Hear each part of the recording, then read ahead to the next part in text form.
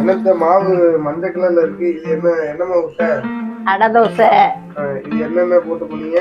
2 tumbler புழுங்கரிசி, 1 tumbler பச்சரிசி, கொஞ்சம்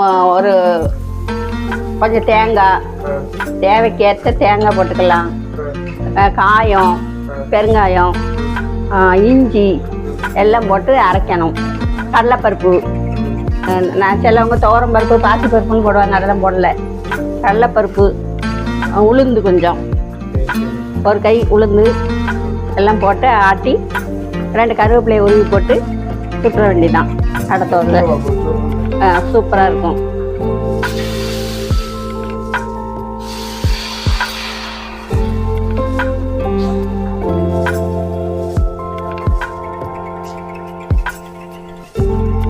தேங்காய் சட்னி வைக்கலாம்.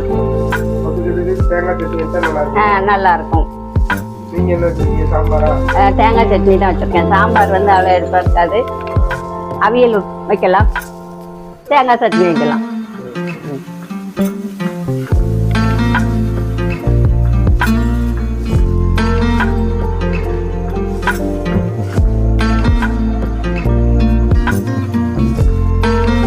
நான் சொன்ன மாதிரி எல்லாம் போட்டு சுட்டு சாப்பிட்டு பார்த்தீங்கன்னா நல்லா அருமையாக இருக்கும், டேஸ்டாக இருக்கும்.